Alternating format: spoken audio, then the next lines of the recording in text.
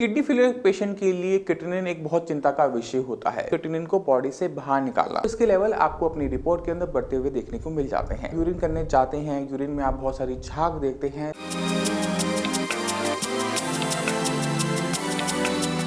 एक kidney failure patient के लिए क्रिएटिनिन एक बहुत चिंता का विषय होता है, क्योंकि डॉक्टर उसको अक्सर बोलते हैं कि आपका क्रिएटिनिन बढ़ता जा रहा है, आपकी किडनी फेल होती जा रही है। मगर बहुत कम पेशेंट जानते हैं कि ये क्रिएटिनिन होता क्या है, कहाँ से आता है, जहरीला होता है, ये नहीं होता, बॉडी को नुकसान पहुँचाता है, नहीं पहुँचाता, ये बहुत कम पेशेंट जानते हैं।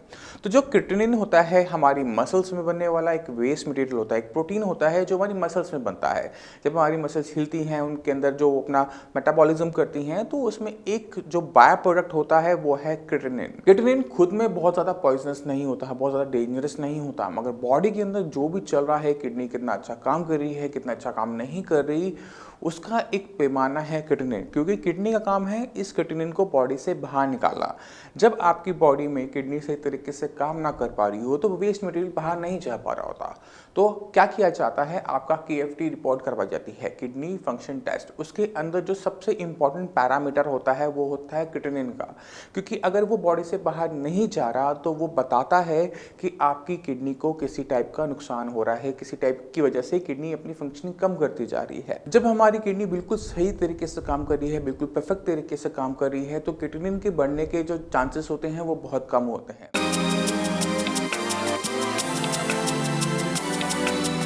क्रिएटिनिन की जो नॉर्मल वैल्यू होती है एक हेल्दी पर्सन के लिए, जैसे किडनी बिल्कुल सही तरीके से काम कर रही है, वो होती है 0.6 टू 1.2 मिलीग्राम पर डेसीलीटर।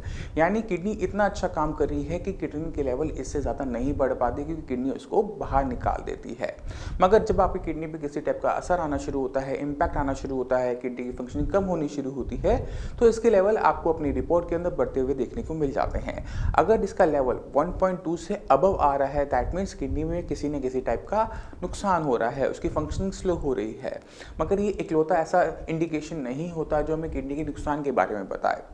इसके साथ साथ हमें चाहिए होता है प्रोटीन लॉस, क्योंकि जितने भी पेशेंट होते हैं किडनी फेलियर के, उनके अंदर सबसे पहला सिम्टम जो आता है वो है प्रोटीन लॉस थ्रू यूरिन, जिसे हम प्रोटीन यूरिया कहते हैं।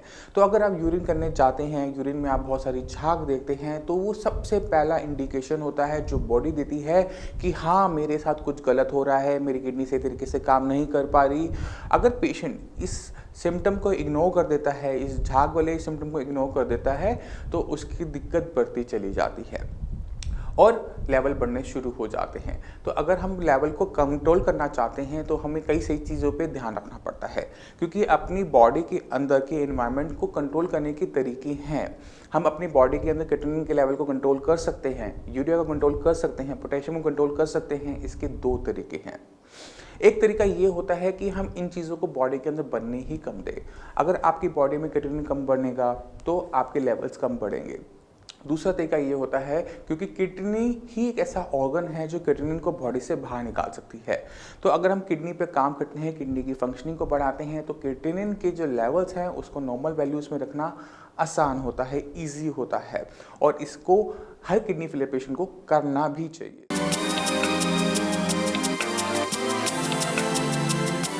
क्रिएटिनिन के लिए जो टेस्ट होता है वो हर किडनी फेलियर का पेशेंट जानता है कि वो किडनी फंक्शन टेस्ट होता है। जब आप लैब में जाते हैं, अपना ब्लड देते हैं, ब्लड के अंदर आपके कितना क्रिएटिनिन इकट्ठा हुआ है उसके लिए करवाया जाता है किडनी फंक्शन टेस्ट। तो अक्सर किडनी फेलियर के पेशेंट कुछ गलतियां कर बैठते हैं। जब वो रिपोर्ट करवाने जाते हैं तो लैब को बोलते हैं कि सिर्फ क्रिएटिनिन चेक कर दो। प्लीज़ ऐसे मत कीजिए, क्योंकि क्रिएटिनिन अकेला वेस्ट मटेरियल आपकी बॉडी में नहीं होता जो आपकी किडनी की हेल्थ के बारे में बताता है। इसके साथ साथ बहुत ज़्यादा ज़रूरी हो जाता है यूरिया का लेवल, क्योंकि अगर यूरिया का लेवल और क्रिएटिनिन का लेवल दोनों बढ़ते हुए दिखते हैं तो हम समझते हैं किडनी को नुकसान हो रहा है। अगर वहीं पे यूरिया आपका कम हो रहा हो, क्रिएटिनिन आपका बढ़ रहा हो, तो एक्सटर्नल फैक्टर से भी आपका क्रिएटिनिन बढ़ सकता है। जैसे अगर किसी को बहुत ज़्यादा एक्सरसाइज कर ली तो क्या हुआ, मसल का मेटाबॉलिज्म ज़्यादा हुआ, मसल का मेटाबॉलिज्म ज़्यादा हुआ तो एब्नॉर्मल अमाउंट में क्रिएटिनिन बॉडी के अंदर बना और वो इकट्ठा भी होगा, क्योंकि किडनी कम काम कर रही है। इसी तरह से अगर पेशेंट को फीवर होता है, बुखार आता है, तो बुखार आने की वजह से क्या होता है कि मसल का मेटाबॉलिज्म कुछ इस तरह ऐसा हो जाता है कि वो वेस्ट मटेरियल ज़्यादा बनाना शुरू कर देता है, वो प्रॉपर नहीं हो पाता। तो एब्नॉर्मल रीजन की वजह से, एक्सटर्नल फैक्टर की वजह से आपका क्रिएटिनिन बढ़ना शुरू हो जाता है। मगर यहाँ पर आपका यूरिया नहीं बढ़ता क्योंकि यूरिया का मसल से कोई लेना देना नहीं है। यूरिया जो आपकी बॉडी में इकट्ठा होता है वो इसलिए होता है क्योंकि लीवर तो उसे बना रहा है बट किडनी नहीं निकाल पा रही। तो इस पे एक्सटर्नल फैक्टर जैसे एक्सरसाइज या फिर आपकी थकावट या फिर ठंड या फिर आपकी डाइट, किसी का भी फर्क नहीं पड़ता। यूरिया आपका लीवर बनाएगा ही बनाएगा क्योंकि आपका डाइजेशन चल रहा है। और अगर आपके दोनों ही लेवल कम होने शुरू होते हैं तो वो सबसे बड़ा साइन होता है कि किडनी की फंक्शनिंग बढ़ रही है।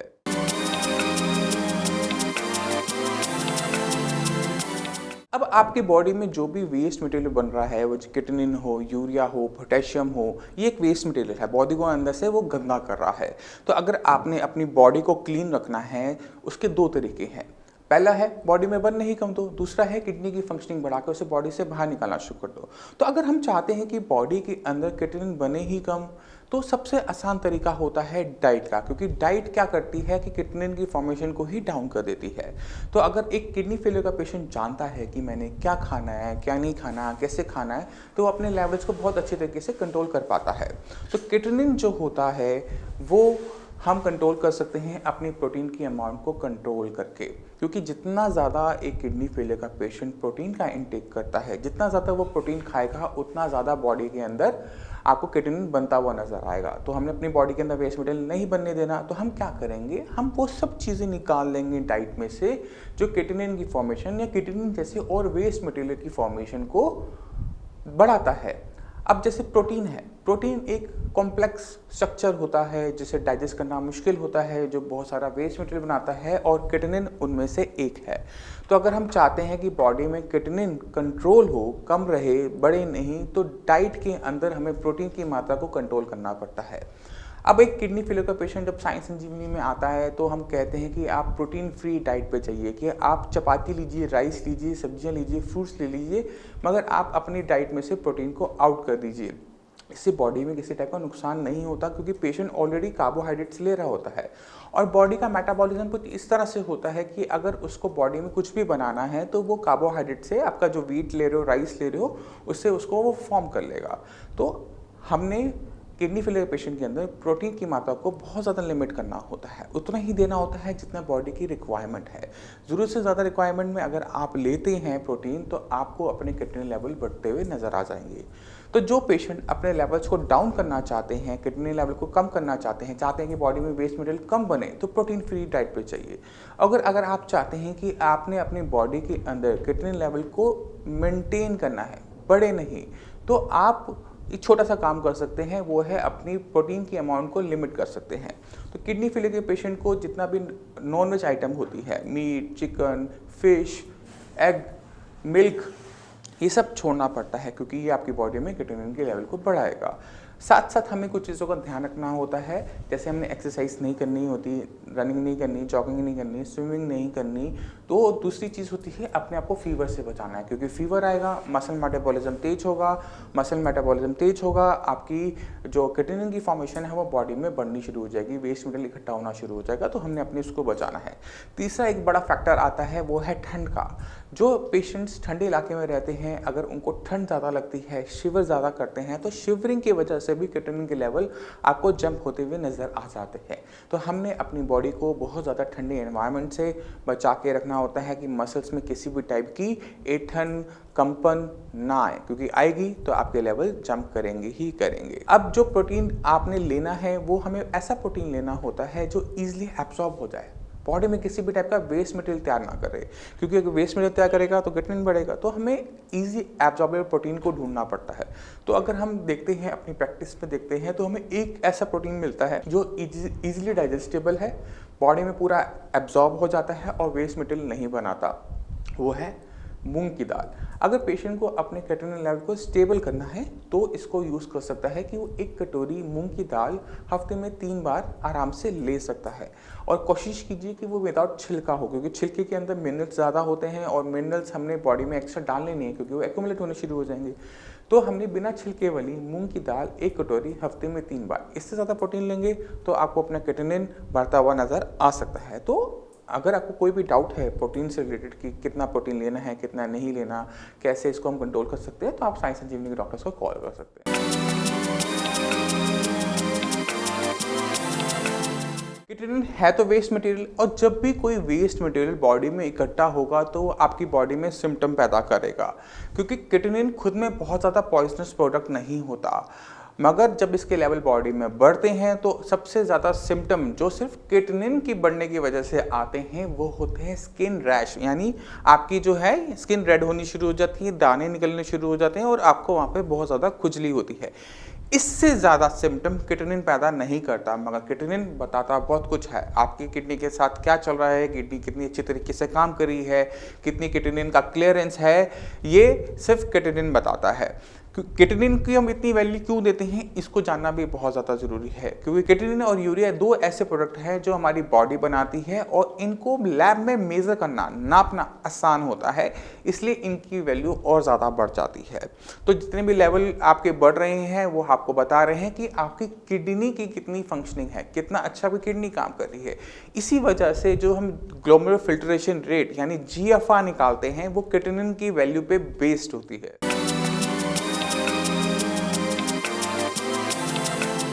किटिनिन की हेल्प से हम निकालते हैं GFR यानी ग्लोमेरुलर फिल्ट्रेशन रेट। ये जो ग्लोमेरुलर फिल्ट्रेशन रेट होती है ये बताती है कि किडनी कितना अच्छा काम करके ब्लड को साफ कर रही है, कितना वेस्ट एंड बॉडी से बाहर निकाल रही है। तो ये जो हम GFR निकालते हैं किटिनिन से, इसको हम कहते हैं eGFR यानी एस्टिमेटेड ग्लोमेरुलर फिल्ट्रेशन रेट। इसके लिए हमें एक छोटा सा फॉर्मूला यूज़ करना पड़ता है, जिसके अंदर जो आपकी स्क्रीन पर आ रहा है इसके अंदर में किटिनिन की वैल्यू, एज डालनी पड़ती है, साथ साथ डालना पड़ता है कि आप मेल हैं फीमेल हैं और आपकी रेस। जब आप इसे कैलकुलेट करते हैं और जो वैल्यू आती है उस वैल्यू के बिहाफ पे हम ये डिसाइड कर पाते हैं कि पेशेंट को किस स्टेज ऑफ किडनी फेलियर में रखा जाए। तो अगर आपका GFR 90 या 90 प्लस आता है तो आप किडनी फेलियर के पेशेंट नहीं हैं, मगर अगर आपका GFR 90 प्लस भी है और आपके यूरिन में प्रोटीन आ रहा है, झाग आ रही है, तो हम उसको स्टेज 1 ऑफ किडनी फेलियर में रखते हैं। इसी तरह से जब आपका GFR घटना शुरू होता है, 90 और 60 के बीच में आना शुरू होता है, आपकी किडनी की फंक्शनिंग कम हुई, किडनी बढ़ा आपने जब उसे फॉर्मूले में डालेंगे तो अपना GFR आप घटा पाएंगे। और जब आपका GFR 60 to 90 के बीच में आता है तो आप होते हैं स्टेज 2 ऑफ किडनी फेलियर के पेशेंट। तो जैसे जैसे आपका किटिनिन बढ़ेगा आपका GFR घटेगा और आपके स्टेजेस बदलती चली जाएंगी। तो इसी तरह से अगर आपका जो GFR है वो 30 to 60 के बीच में है तो आप आ जाते हैं स्टेज 3 के पेशेंट बन जाते हैं। इसमें जो लेवल हम अक्सर देखने को मिलते हैं वो अक्सर होते हैं 2 या 3 के अंदर, यंग पेशेंट के अंदर। और अगर पेशेंट एजड है तो अगर उसकी एज 60 के आसपास है तो वो स्टेज 4 में पहुँच जाते हैं। वो क्यों होता है, कैसे होता है, मैं आपको आगे बताऊंगा। अब अगर आपका GFR और घटता है, अब वो आ जाता है आपका और बिलो, तो आप क्या देखते हैं कि आपकी जो GFR की जो रेंज है वो और कम हो गई। अगर आपका जो GFR वैल्यू है 15 to 30 के बीच में रहता है, 15 से 30 के बीच में, तो आप स्टेज 4 के पेशेंट बन जाते हैं।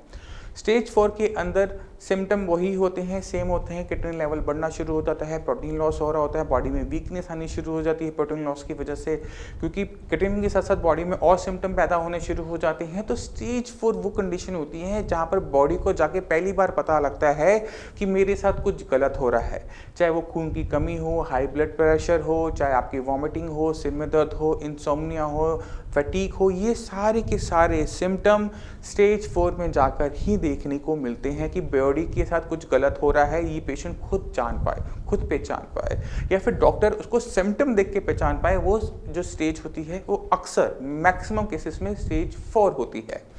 स्टेज 5 के अंदर जो आपका GFR है, जब वो 15 से भी नीचे कम चला जाता है उसे स्टेज 5 माना जाता है, and stage of kidney failure माना जाता है कि इसके अंदर GFR इतना घट गया कि किडनी को अब ज़रूरत है ट्रांसप्लांट की, डायलिसिस की। मगर किडनी के साथ खास बात क्या होती है, किडनी की कुछ खूबियाँ भी हैं।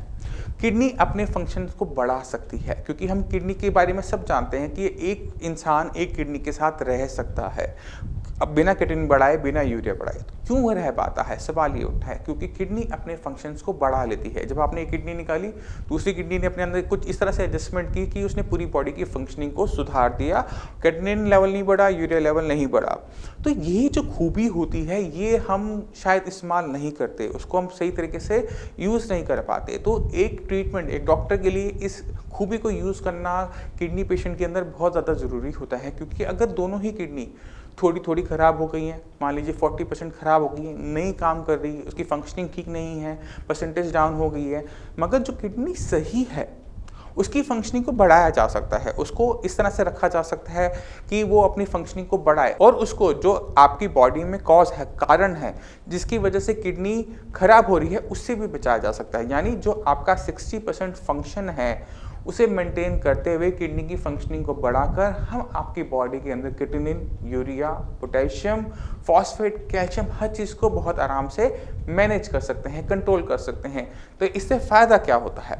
इससे फ़ायदा ये होता है कि पेशेंट को डायलिसिस की तरफ नहीं जाना पड़ता, ट्रांसप्लांट की तरफ नहीं जाना पड़ता, क्योंकि पेशेंट जो होते हैं सबसे ज़्यादा डरते हैं डायलिसिस से। और डायलिसिस के बारे में जो उन्होंने कहानियाँ सुनी हुई होती हैं, अपने आसपास के लोगों को देखा हुआ होता है, वो जानते हैं कि डायलिसिस है। डॉक्टर के लिए कहना बहुत आसान होता है कि जाके आप डायलिसिस करवा लो, डायलिसिस से आपकी किडनी बॉडी सही से चलती रहेगी, मगर कोई भी पेशेंट हमें डायलिसिस वाला ऐसा देखने को नहीं मिलता जो हेल्दी लाइफ जी रहा हो। उसकी लाइफ डेटोरेट करती चली जाती है, बॉडी वेट कम होता चला जाता है, बॉडी में और तरह के इन्फेक्शन होने शुरू हो जाते हैं, कार्डियक अरेस्ट के चांसेस बहुत ज़्यादा बढ़ जाते हैं, क्योंकि जो डायलिसिस मशीन होती है वो किडनी की तरह स्मार्ट नहीं होती, इंटेलिजेंट नहीं होती। एक वो आर्टिफिशियल हमने एक मशीन तैयार कर रखी है जो आपके घर के आरओ की तरह सिमिलर काम करती है, क्योंकि जैसे आपके घर में जो आरओ होता है वो पानी में से वेस्ट मटेरियल तो मिट्टी तो निकालता ही निकालता है, मगर साथ में सारे मिनरल्स भी निकाल देता है। सेम दिक्कत होती है हमारे डायलिसिस मशीन के साथ कि वो बॉडी में से वेस्ट मटेरियल तो निकालती है, क्रिएटिनिन निकालती है, यूरिया निकालती है, मगर वो एक्सेस अमाउंट में प्रोटीन को भी लॉस कर देती है। जब आपकी बॉडी में से प्रोटीन बाहर जाना शुरू कर देता है तो प्रोटीन जो होता है वो हमारी बॉडी में सारा काम कर रहा है, वो आपको इम्यूनिटी दे रहा है, आपको इन्फेक्शन से बचा रहा है, आपकी बॉडी में आपके मसल्स मास दे रहा है, आपकी बॉडी में सब कुछ वो प्रोटीन ही तो कर रहा है। अगर वो प्रोटीन बहुत ज़्यादा तेज़ी अमाउंट से बॉडी से बाहर जाना शुरू करता है तो बॉडी में उसकी वजह से और सिम्टम पैदा होने शुरू होते हैं।